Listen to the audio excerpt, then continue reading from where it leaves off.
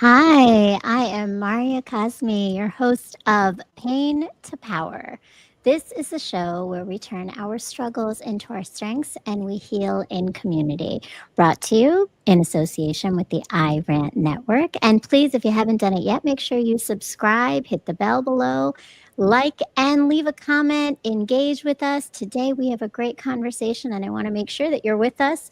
Engage, asking questions, and just connecting. So, thank you and welcome. I want to start off with this quote. The bravest people are those who keep going when the world sees no sign of their strength. Right now, we are in a time in our world where a lot of people are going through pain and different kinds of pain. Some of it's silent pain, some of it's visible pain, some of it's pain that we all are having common feelings about, but pain is what we're seeing.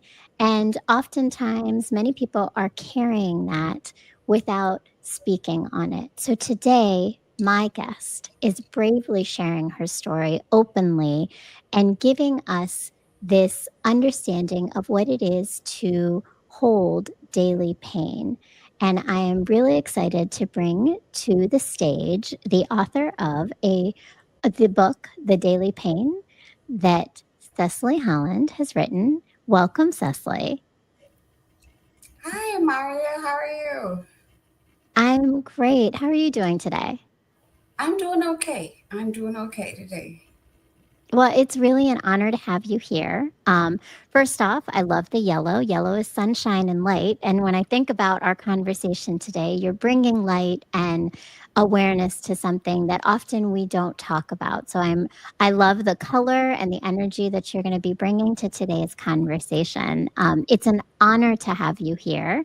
And I know this is actually your first interview talking about your book. Yes, it's my very first interview. So I'm blessed that you wanted to have me on your show to discuss the book. I look forward to our conversation and thank you for having me. It's a pleasure to have you here. So, we just start off. Do you want to just tell us a little bit about just who you are, your story a little bit, and then we'll definitely talk about the book. My name is Cecily Holland. I was born in Eunice, Louisiana, which is a small town in St. Landry Parish. I was raised in Lafayette Parish, and some of the things that interest me include reading, writing, cooking, baking. I graduated from my undergraduate degree comes from Southern University in Agricultural and Mechanical College in Baton Rouge, Louisiana. And my graduate degree comes from Texas Southern University in Houston, Texas. Um, I have struggled with depression and anxiety since I was an adolescent. It's something I used to be ashamed of, but I realize I am no longer ashamed. And I hope that by sharing my story, I can help someone else along the way.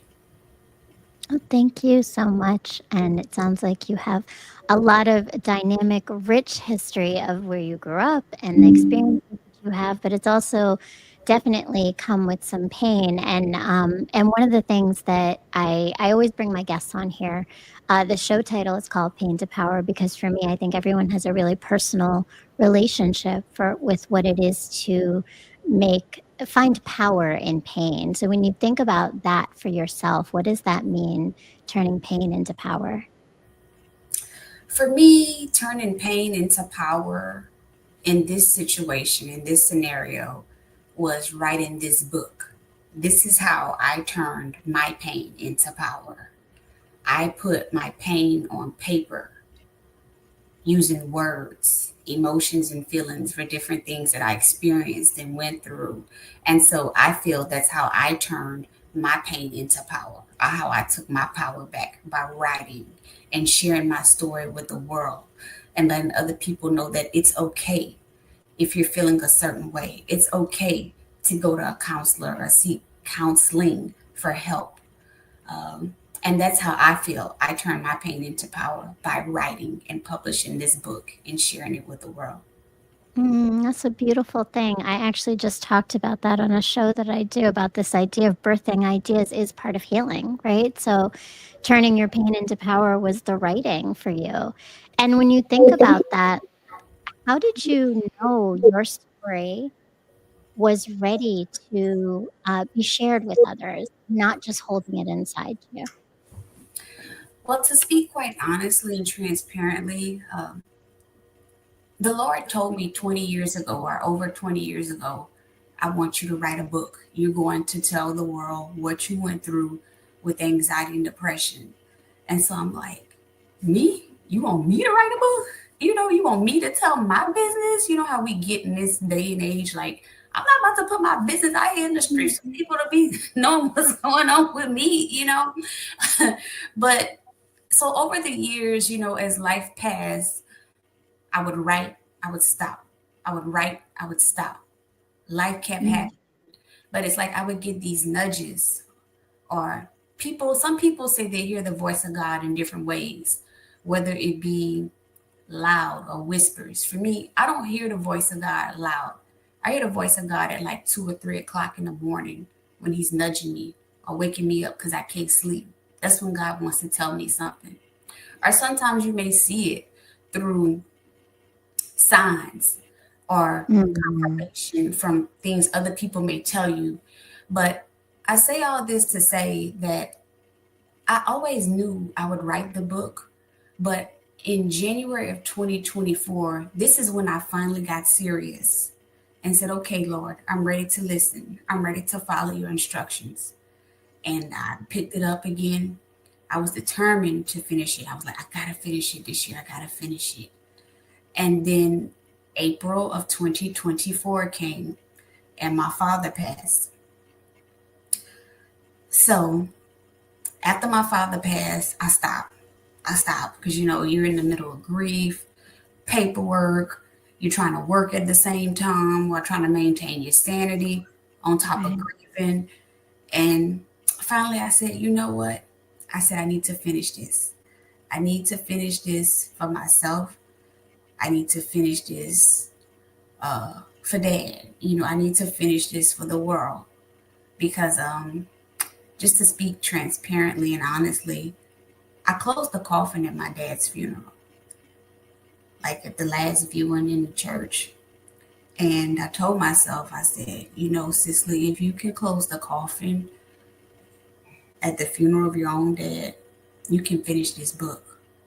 Mm, And I did it. you did it. Yeah.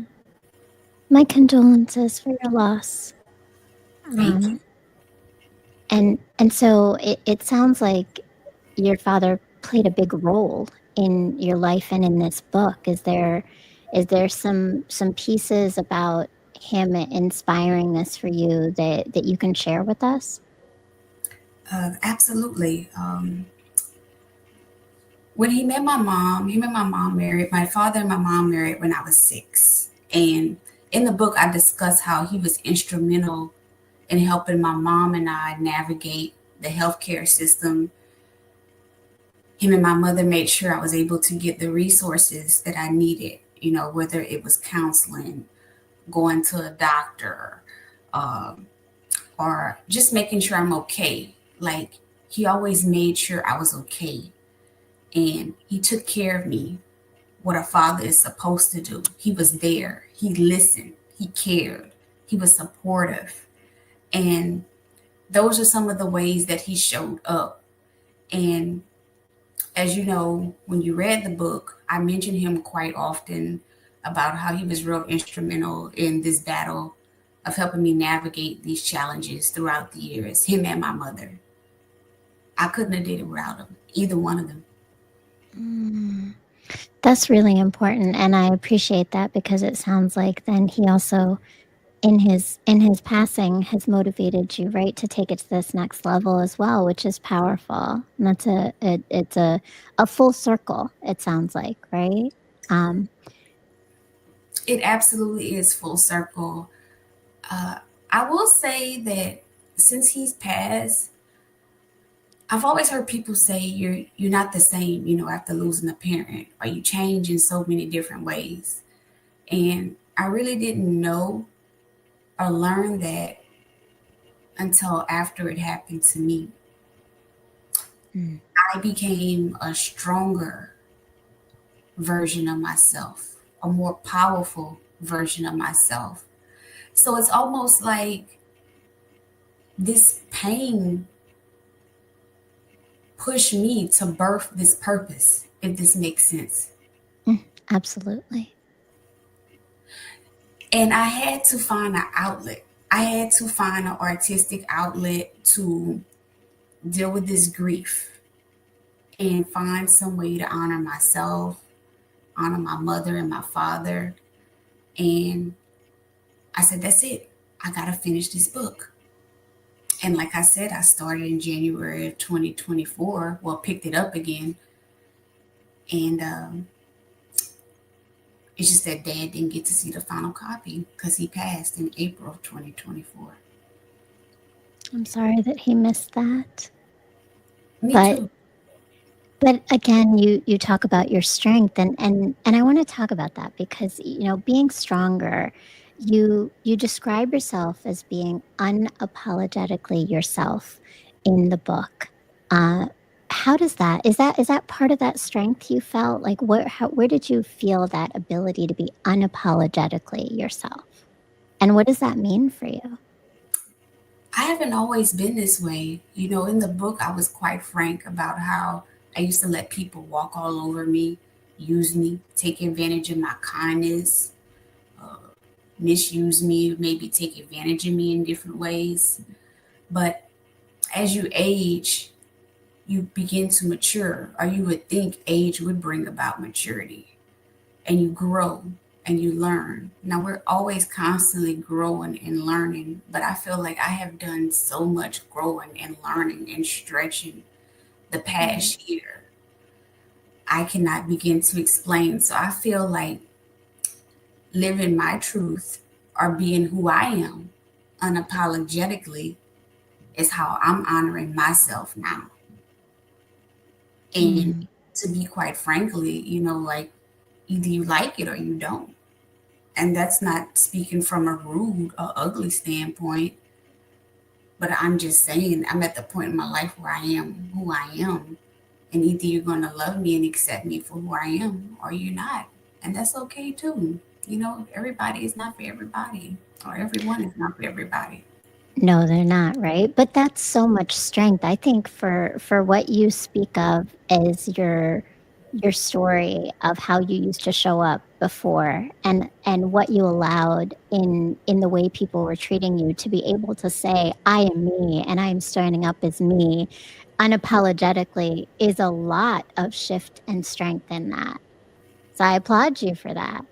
That's Thank you. big. Thank you. Thank you. Thank you.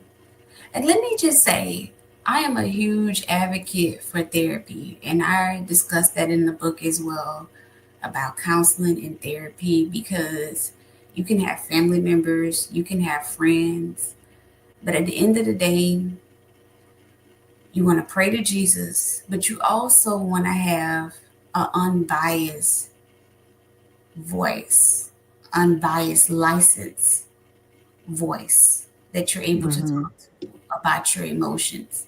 And please note, I said license because some people think they're therapists and they're not therapists. They don't have a license. So, and I also talk about or discuss how sometimes you may prefer a particular sex. You may prefer a female therapist, a male therapist. You may prefer Caucasian, African American, Hindu, Mexican, Asian. I don't know. But you have to figure out and decide what works for you.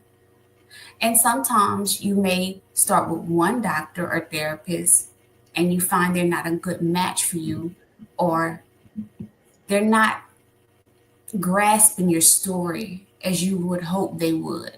And that's okay. That's nothing personal. But all you do is you find another therapist who works for you and who gets your story. Mm. Absolutely. It's such a personal decision. And I love that because it sounds like, in addition to you telling your story and being vulnerable and honest, you're also giving people practical tools to navigate their own journey of understanding anxiety and depression in this book. Absolutely. And that was my hope. My hope was that people would take this and realize it's okay to go and seek counseling or obtain counseling services, because so many of us are dealing with unresolved traumas, whether it's from our childhood or dating history or family history, whatever it may be. And you need to work through those traumas and heal. Heal. I cannot stress that enough. Heal. Absolutely. Heal, Set heal, heal. yes, and set your boundaries. Like boundaries are really important Mhm. as well. Mhm.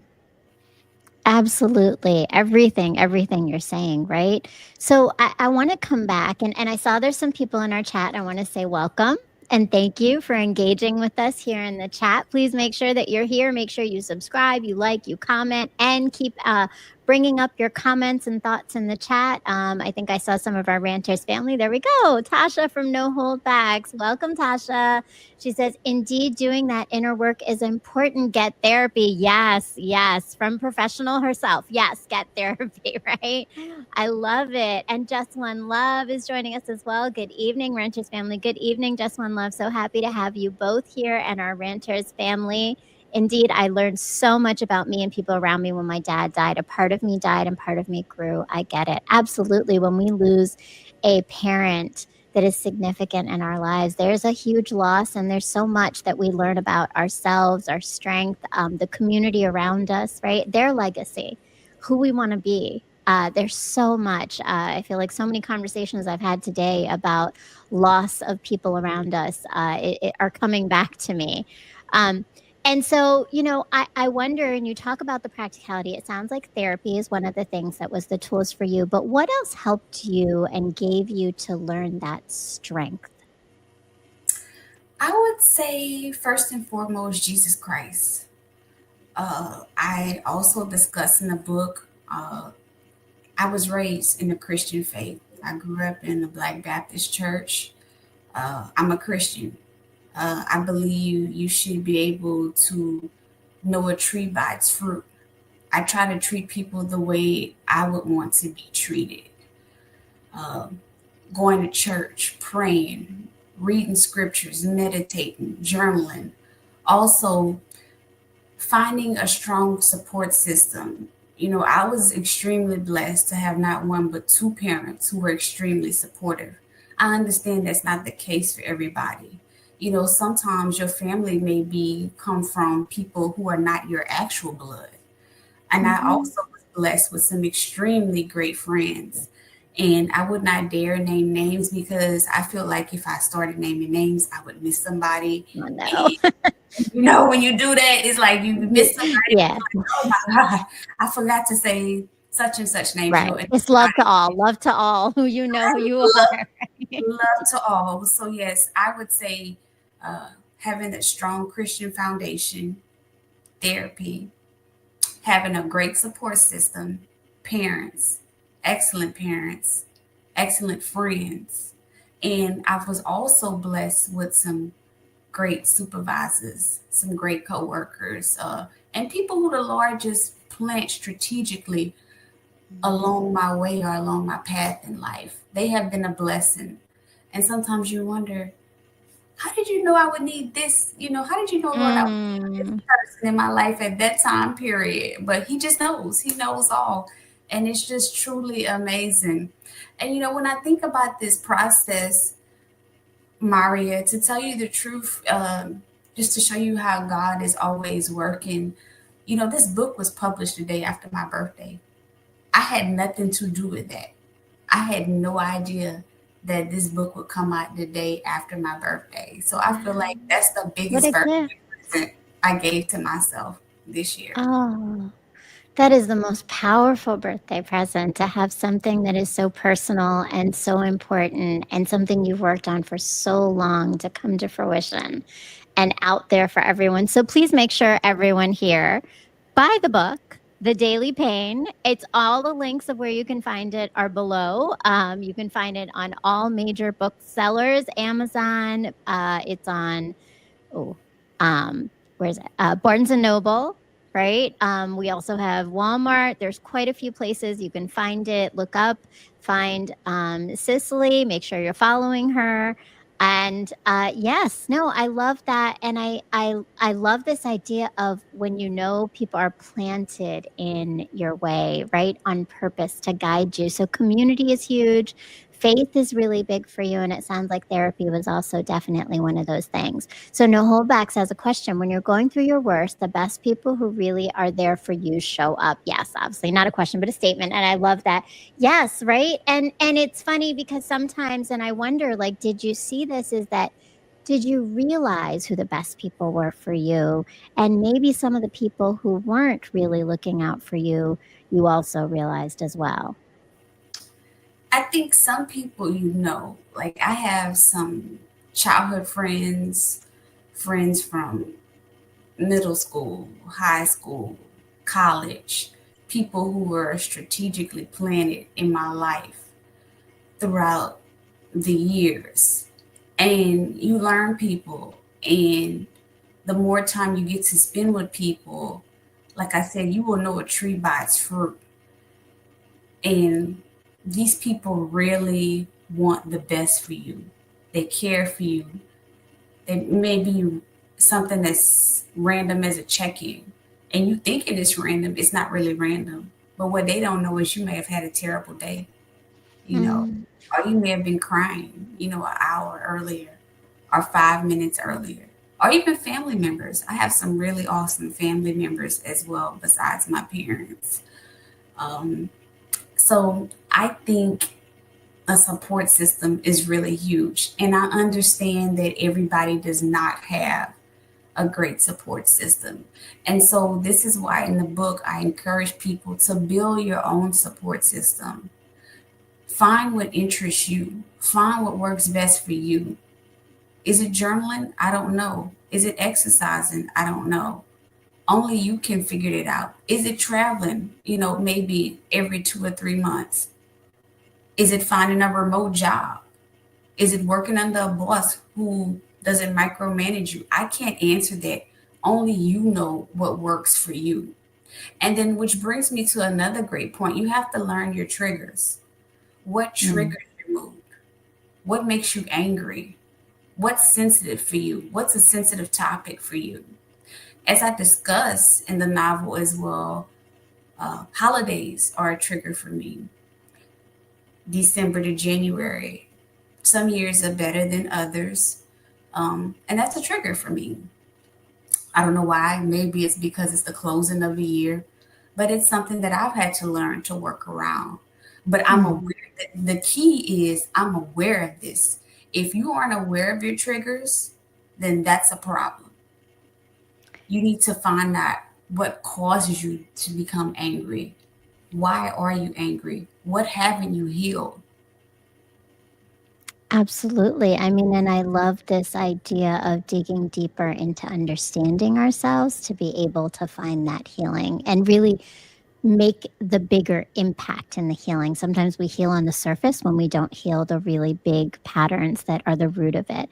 And it just happens to be that I have a course where literally we're doing that. We're unpacking our patterns. So please join me, those of you who are looking for some of those answers and want some additional guidance in addition to Cicely's book, which is the Empowerment Unlocked course, which starts in January 22nd, and all the links and information are below and on my website. But I wanna kinda go deeper now into this because I think what you've done is you've laid out a lot of practical tips, but you also really speak honestly about what it is to experience depression, what it is to have what you speak of as the daily pain, right? And and I wonder, can you tell us more about some of those moments when that daily pain felt like hope was so far away and how it felt, but also how you've been able to move through it. It feels dark. Sometimes it can feel really dark. Or for my experience, may be completely different from the next person. But for me, it could be low energy, feeling sad, down, blue. Um, and honestly, sometimes people don't know what it takes for me to just show up in a day. I've always been told I have a really pretty smile or that I smile and laugh a lot. But sometimes I'm doing that, to avoid dealing with the pain I'm feeling on the inside. It's like a weight, a heaviness you feel inside of you. And you just want it to stop. You want it to stop. And it feels dark. And as I was writing earlier, going through notes, trying to prepare for this interview, I wrote a keynote that I want to share. You have to sit in it sometimes. You have to sit in this. But the important point I wrote was don't stay there. It's okay to sit there for a while, but don't stay there. You get up little by little, you pick yourself up. It could be something as simple as going and taking a shower or eating a meal. Because sometimes when you in a mood like that, or when you in one of those depressive moods or states, you don't really have a big appetite. You don't really want to watch TV. All you want to do is sleep. All I want to do is sleep, to be quite frank. Um, but I would say the biggest point is to don't stay there. Try to pull yourself out slowly from it. And that could be something as simple as getting up out the bed and putting on a new pair of pajamas, or Mm. going from the bedroom to the living room, or going from the living room to the garage, and from the garage to the vehicle and out the house. So, and let me just say this, people have no idea what it takes for someone to show up every single day. They have no idea what it takes for somebody to show up every single day, especially in this day and age of social media where we see the highlight reels of the Mhm. perfect families, the perfect relationships, the perfect lives, or it seems like they have it going on or everything's going great in their world. You don't know that. We're just assuming that from what they're sharing on the internet. We're just getting a snippet. We're not getting a real day to day. Yeah. No, I mean, and again, it comes back to how you talk about this idea of the silent pain, right? Like it's nobody knows always what everyone's going through and how much it takes to show up. Just One Love says, agreed, have your pity party, sit on it, and then flush the crap and use that. I use that myself, but don't sit on it too long. Absolutely. Nothing can be sat on too long. And I love that you said that, right? So pitch yourself to just take one step, even if that step is as small as putting on something different or or getting out of bed and stepping into your kitchen, right? Like whatever that is. No Holdback says, also realizing that once you find your triggers, you learn some grounding techniques and understand that you will discover more, and that's okay. Absolutely, right? Once you know what your triggers are, you have the tools now, or the awareness of what tools do you need to move through them. Um, and I want to ask, because you're giving the perspective of what it is to experience, but I think there's a lot of people probably on here who maybe have family, friends, people that they love and care for who are showing up in those ways, and they want to know, how do I support my friend or my family member from the perspective of someone who's gone through this? Like, and you talk about your support system, but what is it that you think you needed, or you would say, from conversations with others, what you notice people may need from others in moments like that, when there's darkness, when there's the nothingness, when you want to do and be nothing? What do you need from your community?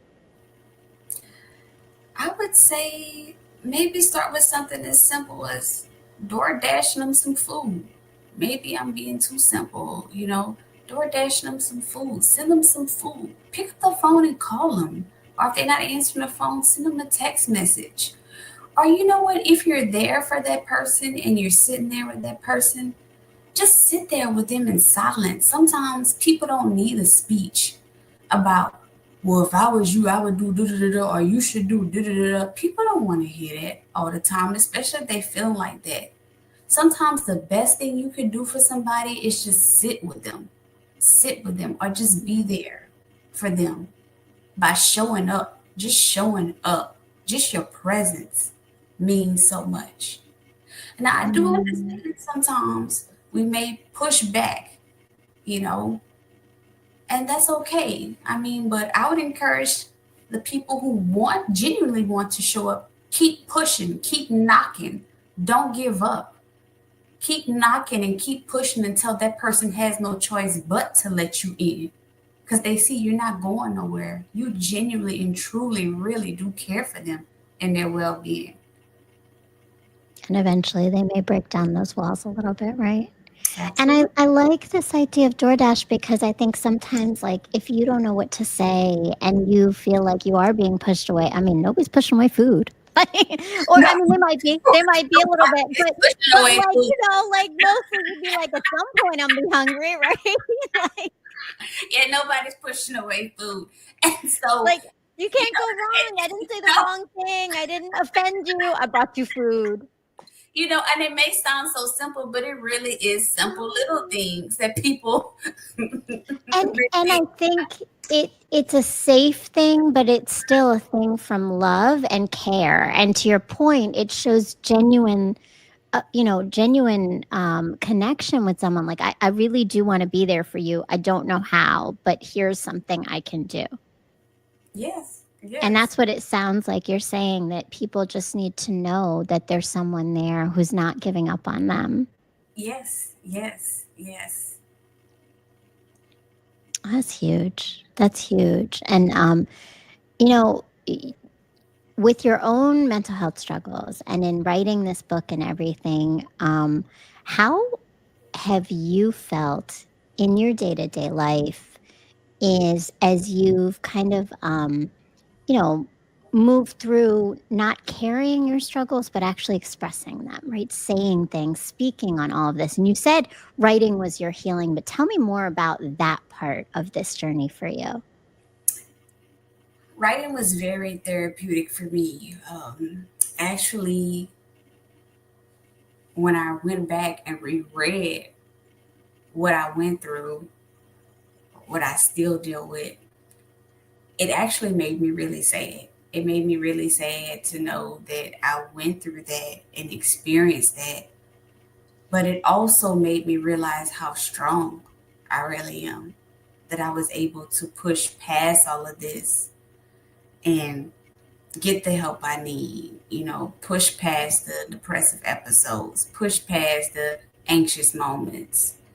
So, writing was my tool, or very therapeutic to get everything I experienced out on paper. And just to be quite honest, everybody keeps telling me who I know who've read the book, they're like, "You're being so transparent." And I'm like, yeah, I am being transparent. Now there is still, parts, that I scaled down on. Because some things are just too personal, to share in a book. But I was transparent for the most part because I feel like if I wanted people to resonate with me or understand me, I feel like I had to give them me genuinely on the paper, Mm. which is what I Hmm. did. I wanted you to feel what I went through or what I was going through. And the only way I could do that was by being authentic to myself and being authentic to that paper that I'm writing, Mm. typing on. And so that is how I was able to push past this or try to make some sense of this in my world, if that makes sense.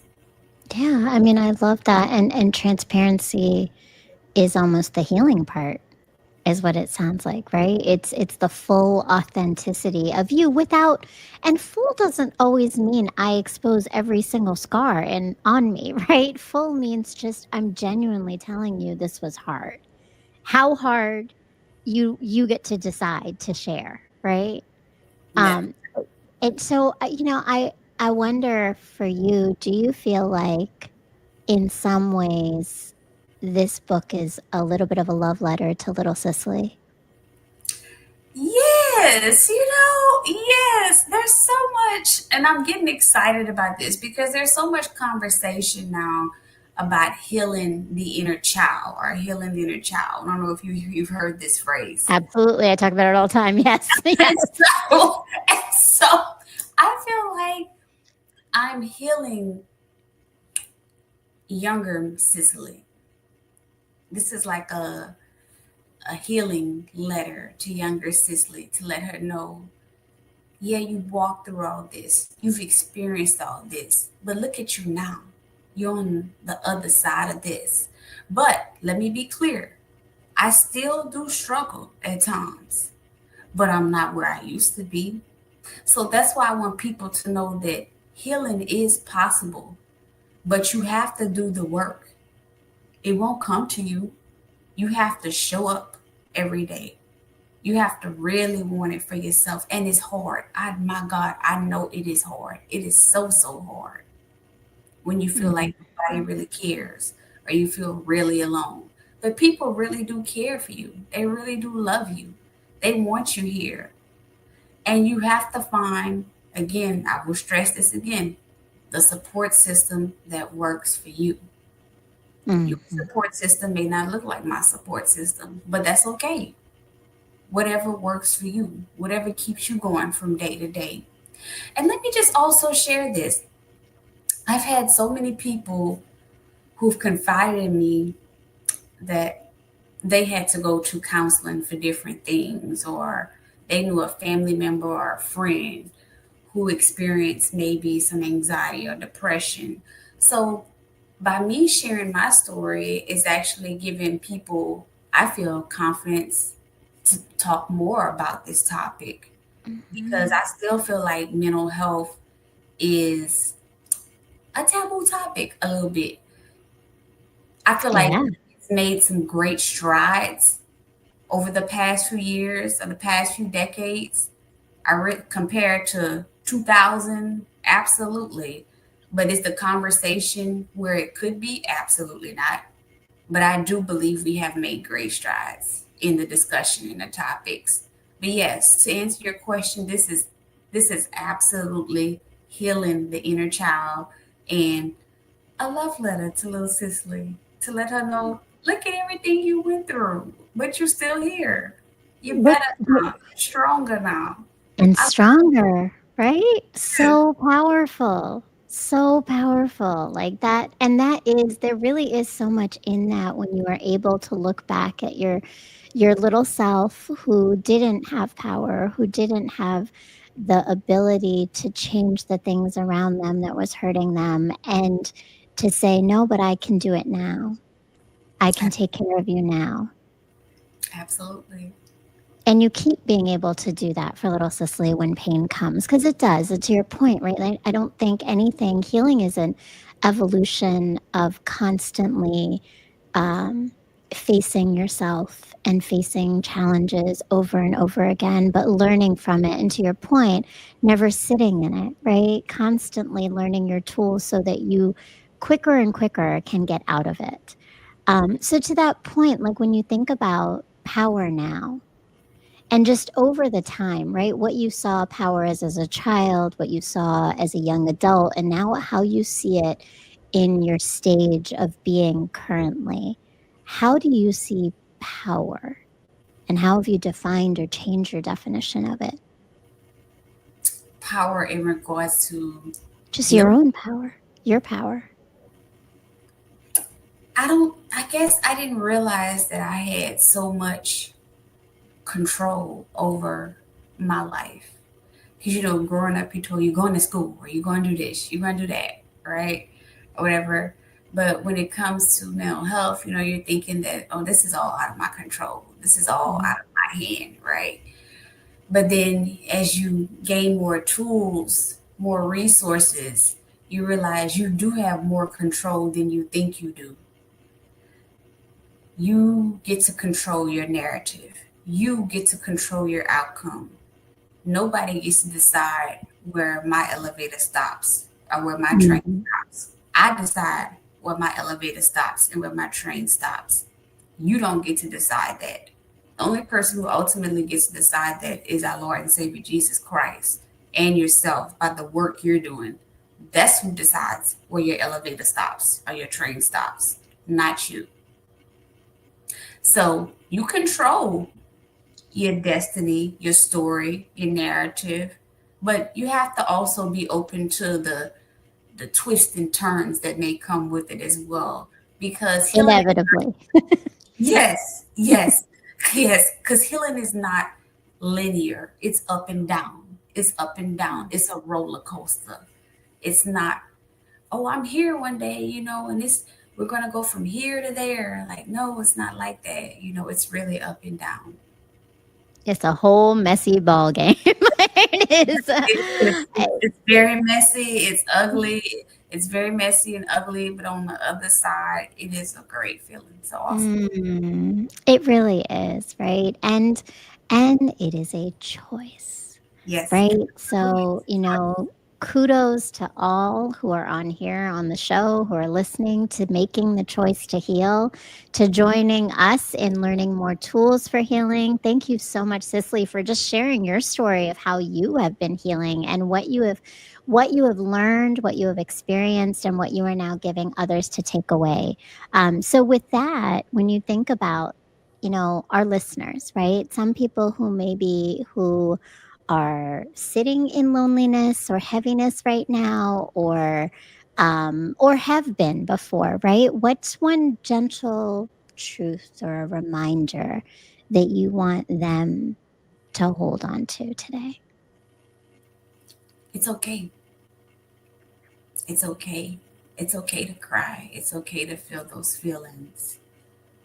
You have to go through it to get to the other side. But there is hope. There is healing on the other side. There is a better day or a better tomorrow coming. You have to believe that. You have to truly, truly believe that for yourself. And as I said before, sit in it, sit in it, go through it, but don't stay there. Get up and get out of it slowly but surely. Pull yourself out of it. And I know it's hard. I know it's hard because I've been there. But I promise you, tomorrow the sun will shine again. That's beautiful. That's beautiful, right? It's okay. That's such a big permission to give us all, right? It's okay. It's okay to hurt. It's okay to feel darkness. It's okay to let yourself feel all the things, but also give yourself grace through that. Absolutely. And Grace. don't sit in it. Mhm. Don't sit there too long. Yeah, Find the community, right? There's so many great tools. And please go and pick up the Daily Pain so that you have the tools and the information, that you understand a little bit more of the story to help you to hopefully get the words and the language you need to express your own, to face your own, to know and understand your own, and get your strength, because all of us have the ability to turn our pain into power when we choose to heal. Thank you so much, Cicely. This has been such a great conversation. I so appreciate everything that you're sharing. How do people follow you and continue to learn more about your journey, your work, all the things you're doing? people can follow me by going to Instagram. Instagram, follow me at Daily Pain Book CH. Daily Pain Book CH. Purchase the book from Walmart.com, Amazon.com, Barnes and Nobles, or they can email me. Let me pull up the email address because I understand everybody doesn't use social media in this day and age. That's very true. A lot of people don't these days. Everyone's protesting it, I've realized, which is Yes, a great thing. We have so many other ways to be in contact. You don't have to use social media, but yes, definitely go and get the book. yes. Please, please get the book from Amazon, Walmart, Barnes and Nobles. Purchase the book. I promise you, it is worth the read. And I don't keep you in here long. It's not 100 or 200 pages, but I promise you, it is fruitful and you will be blessed. Or you can email me at dailypainbook@gmail.com, dailypainbook@gmail.com, or follow me on Instagram at dailypainbookch.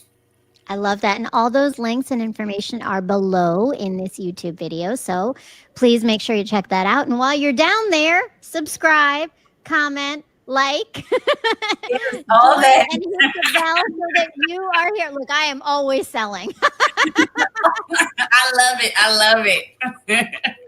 No, thank you so much. I mean, I'm selling, but I am selling a journey for us to all be on, not a product, but things that we are doing together to heal and learn. And so, to this conversation on this journey, if you are in a place where you need some additional support, I have developed courses called Empowerment Unlocked, all based on coming home to ourselves with the framework of return, where we are remembering, examining, transforming, unlearning, and reclaiming our power by nurturing all those pieces, all of the return. And in January, on January 22nd, those courses will launch and begin. Please make sure that you are signing up. The link and information is all below. It is all in my website, it is on my Instagram page. It is only currently $49 for 5 weeks of guided sessions with me and a community similar to what we've been talking about, right? Is building your community to start examining and unlearning patterns that may be some of those triggers, that may be some of the things that come up for you. So join me in January, and please, I hope Cecily, maybe I'll see you there, or someone you can recommend it to, for Empowerment Unlocked. And join me and subscribe to this channel because I also have Marya's Musings, which is my show, where I'm not interviewing anyone. It's just me talking and sharing. But I talk about a lot of things, just what comes to mind. Last time it was actually about the idea of birthing is creativity and healing. So, and not just birthing people, birthing ideas, birthing our creativity. So the birth of your book was your creative healing. And that's what I talk about on Marya's Musings and many, many more things. Thank you, Just One Love, and for No Holdbacks for joining us. And Just One Love says, following Daily Pain Book CH right now. I love it. And I think there was another comment. Just want to make sure I catch it. Thank you so much. Indeed, our circles are important. Grateful for the family and friends that become family. Absolutely no holdbacks. Thank you to our iRant family, to my amazing producer, Mr. Montaigne Masek, and to the Rant Network. Remember that you can actually also catch us on the Roku TV. So if you aren't watching the channel, you haven't gone to my website, do all those things, but you can catch us on the Roku TV on the iRant channel, and make sure that you are joining me every Sunday for new episodes with dynamic guests sharing their stories of turning pain into power, right here at 8 p.m. every Sunday on my YouTube channel. Thank you so much again, Cecily. Please make sure you go and buy her book and have a beautiful evening. Thank you, Marya. Peace, peace, love, and light.